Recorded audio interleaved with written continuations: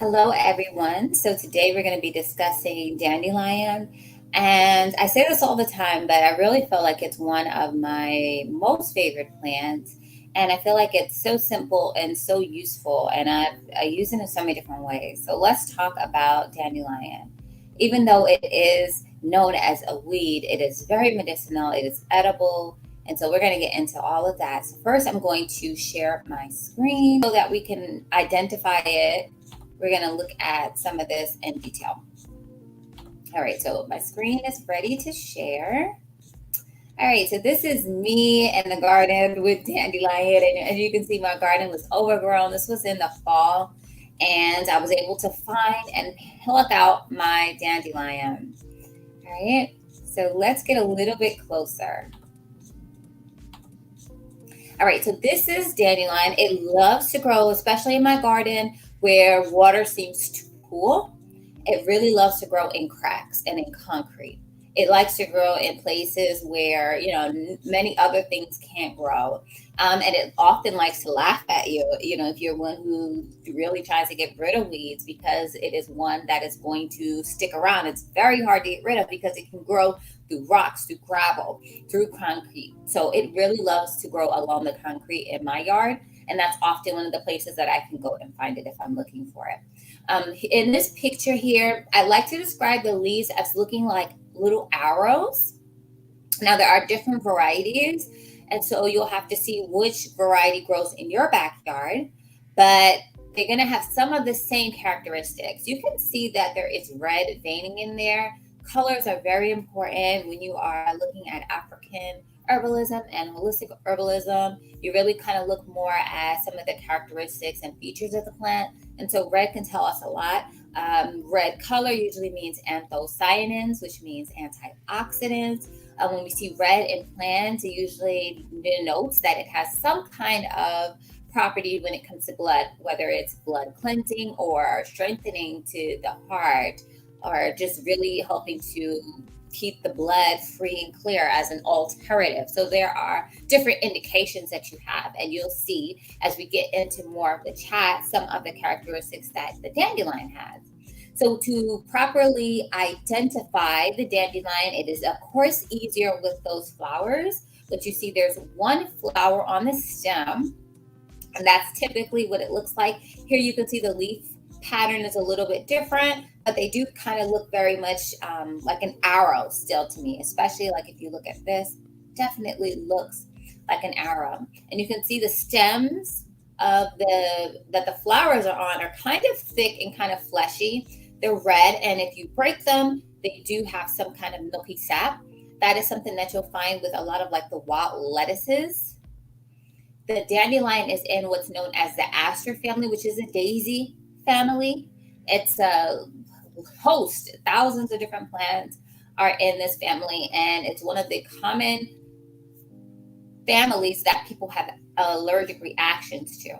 So if you are allergic to some of the plants, like a goldenrod, I can't think of the others right now for some reason. But yeah, if you do have any allergies to one of those plants, you do want to be mindful of the other ones. All right, so this is what the flowers look like up close. They are very beautiful and yellow, and the bottom of the actual flowers have kind of like what looks like to me like striping on them, if you can see really closely. And this is actually a dandelion that had two different flowers, which is abnormal. And so I was so happy to find it, or that my daughter found it and gave it to me. So this is harvesting some of the leaves. Now, when you're harvesting it, you want to get some of the smaller leaves because dandelion is quite a bitter plant. And just for most people's palates, you want them kind of small and tender. And then as they grow and mature, they get even more bitter. All right. So the parts of the plant that you can use include the roots, the leaves, and then also the flowers. The flowers are used more for culinary use, but they are edible, and I do use them in my preparations as well. And we'll look at in a second what this plant looks like dried. But they're used in things like fritters and meats. The leaves I like to use for salads.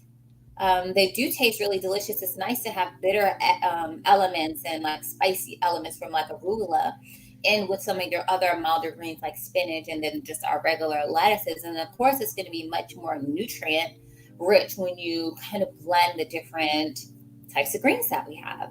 Um, the teeth, it has like little teeth around the edges, which are not sharp. And the way that you can identify this plant is by flipping it over. Let's see the back of the leaf. Oh, a picture of the back of the leaf. I don't have a picture of the back of the leaf, I don't suppose. Oh, here we go. The back of the leaf, the vein, the one central vein that goes throughout is going to be smooth. If there's like little hairs or it's prickly, then you may be misidentifying this plant, right? Also, as a child, you may have seen the seeds and blown them, make a wish, as we would have said as kids. So this is a plant that, kids, they just intrinsically know to blow it. For some reason, my daughter knew to blow it without me even mentioning it to her. So you may have seen this stage of dandelion. And that also is another indication of a dandelion plant. Look at these roots. These roots get nice and long. They are a lighter color, like more of a whitish tinge, but I guess they continue growing longer. They do get darker. And those long roots lets us know that it's going down deep into the soil and it's able to get the nutrients where other plants are not there to steal any of the goodness from. And so yet another reason why the dandelion is so wonderful and so prized, but also why it can be a nightmare for those who don't like the plant. Another thing about this plant is that it grows in what's called a basal rosette. So as you saw, it has one central part of the plant. It grows like our lettuces do. So it has all of the leaves come in all around that central part. Okay. So here is a little video of some dandelion that I had in my garden before I decided to harvest it. You see the back of it is very smooth, and you can also just use your eyes to see if it looks smooth to you. The leaves are very delicate, like a spinach or so, like a lettuce leaf. They just really feel soft as well.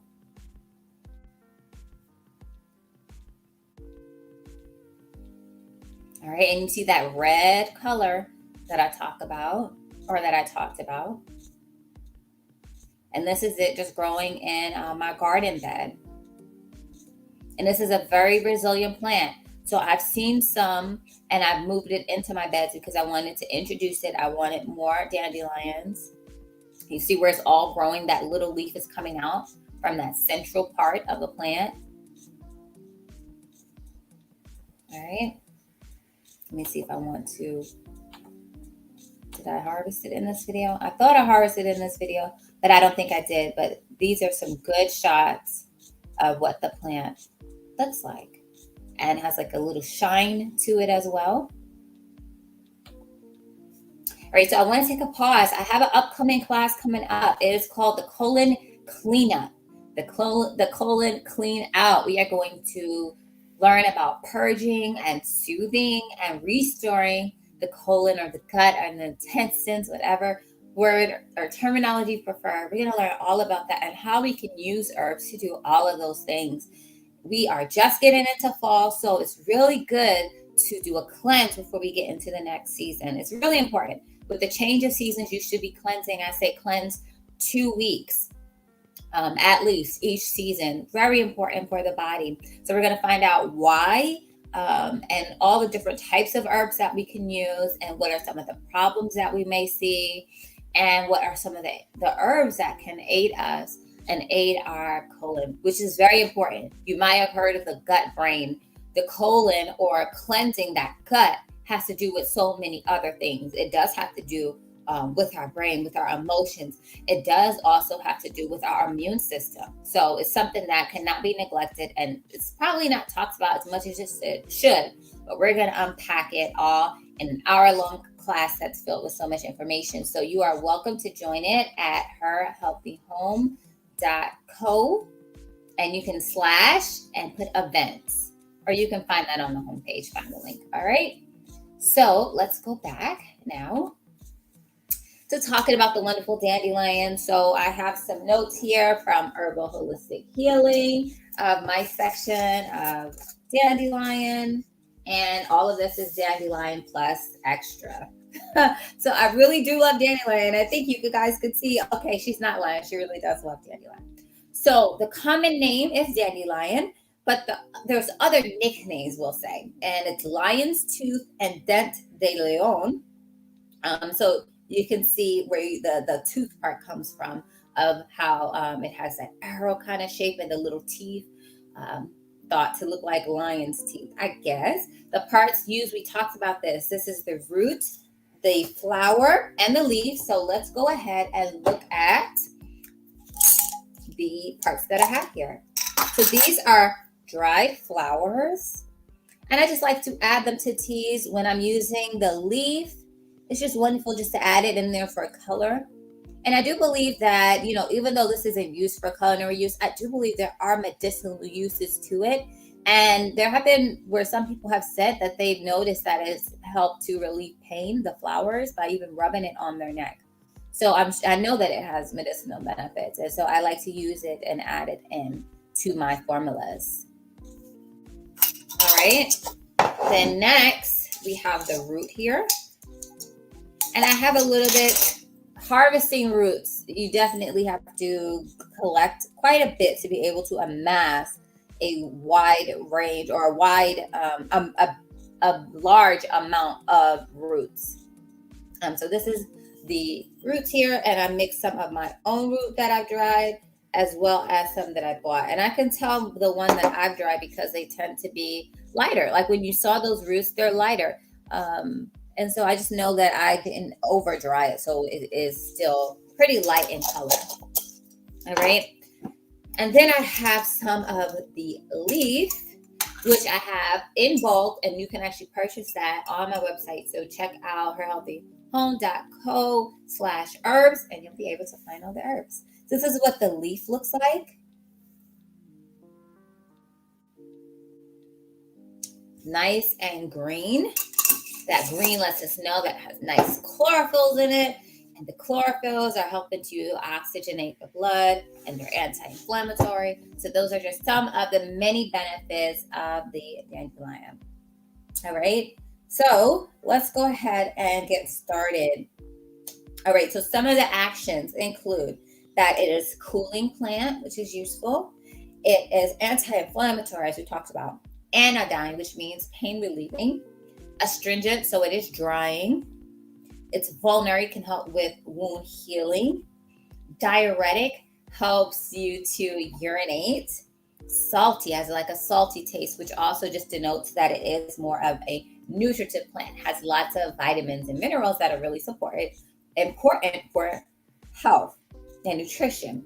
Mild laxative, so we know what a laxative is. Helps us to have a bowel movement, but it is mild on its action.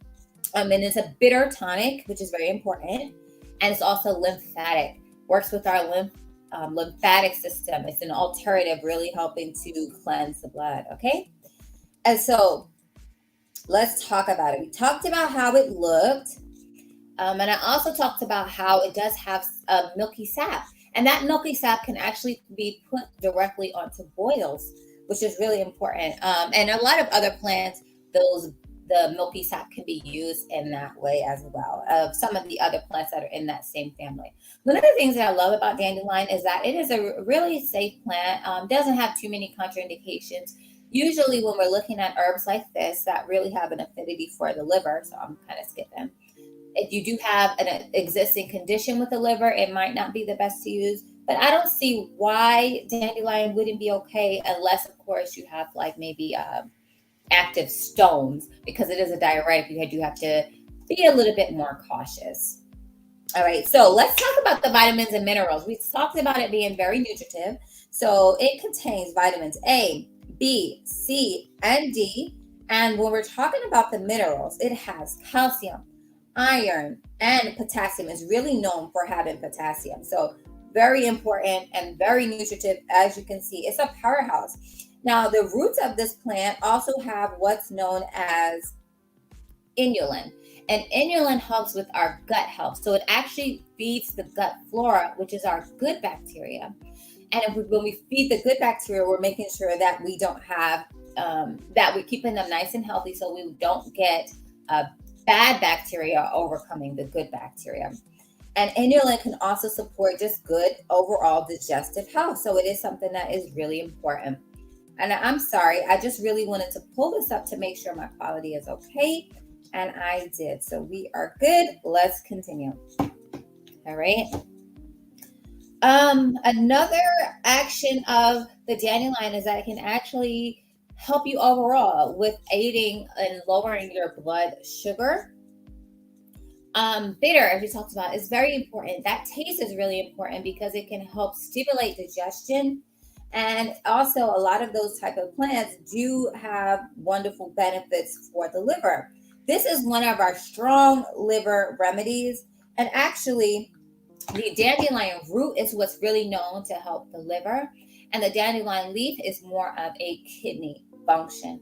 The two are a little bit different. We also see that the root is a little bit more of a mild laxative, and the leaf is more on the stronger diuretic type side as well.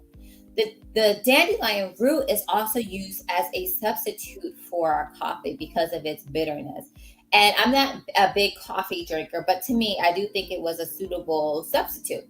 Now, it won't necessarily make you have the energy that the caffeine does. But I think over time you feel better because you're getting rid of water weight because it's really astringent and diuretic. So it really is known for helping to get rid of excess water, which is known as edema, excess water retention. And so I think that you would just feel better overall from taking dandelion root. Let's see what else. I did talk about it being a blood cleanser. So that's just this category of herbs that are known as alternatives, which really help to cleanse out your lymphatic system. They really work to flush everything out as a diuretic. So they have an affinity for the kidneys, the lymphatic system. And so they can be used if you have swollen lymph nodes and you really just need to cleanse and detoxify the system. These herbs can be very helpful as well. Another thing is because of that inulin that it has in the root, it has larger quantities of. It can actually make your tinctures cloudy when you make them. So if that happens, don't panic, don't throw it out, and don't think, oh, it's molding or anything. That's actually that inulin, and that lets you know you got some really good potent medicine. Let's see what else I want to mention. Oh, dandelion. How could I forget this? Dandelion, the leaves and the plant is very alkalizing. And so what that means is it's highly alkaline. It's one of our most alkaline plants. I've even heard that it's the most alkaline plant, but I'm not sure about that. But it is one of our top alkalizing plants. And the reason why that's important is because cancers can't grow in an alkaline environment. Disease really thrives on an acidic environment. Acid, you think about how it just kind of destroys and it breaks down, burns. You think about chemical acid burn. It burns. So it's very harsh where alkaline environment is just so healing and it's just supports life, right? And so it's really that factor is really important. Especially, I would say it's a good plant for those who don't get adequate nutrition from food, who have a poor diet. At least if you can swap out your coffee for the dandelion, you would be doing yourself a world of service. Or even just throwing the greens on your salad, you're just really helping your body. Because the nutrition is really important, and you're getting so many different nutrients and benefits from the dandelion. All right. So I think that's all that we're going to talk about. And that's just a little introduction to the dandelion. Let's talk a little bit more about preparations. All right. So I have recipes with dandelion in my book, Everyday Herbs. The first one I have is a remedy known as the Gentle Push, and it is a gentle laxative formula. I always recommend that before you go and get some castor oil, or before you actually take a laxative tea or take a laxative, that you try to gently stimulate your body, right? To gently get it moving and gently um, poke your body, And so, if you can do that, you might not have to take more drastic measures. So, this is just a simple remedy made with dandelion, fennel seed, and chamomile. Really easy, straightforward, and very versatile ingredients. And it just gently supports you and soothes you. So, if you are a person who deals with constipation on a regular basis, I think that this would be a good thing to have in your rotation. It's not just for, oh, you feel constipated. You can take this, every day just as a nutritive tea. And the other ingredients are all just really supportive to overall health and digestion. So if you're a person who has chronic issues with IBS, chronic issues with indigestion, or anything going on with your stomach and your digestion as a whole, this is a really good remedy to try. I also have another recipe in here, and it is on my page of my Oxymel. So in some parts of this book, I have 3 different recipes that I share, or multiple recipes that I share on one page. So on this one, on my Oxymel, I have a dandelion.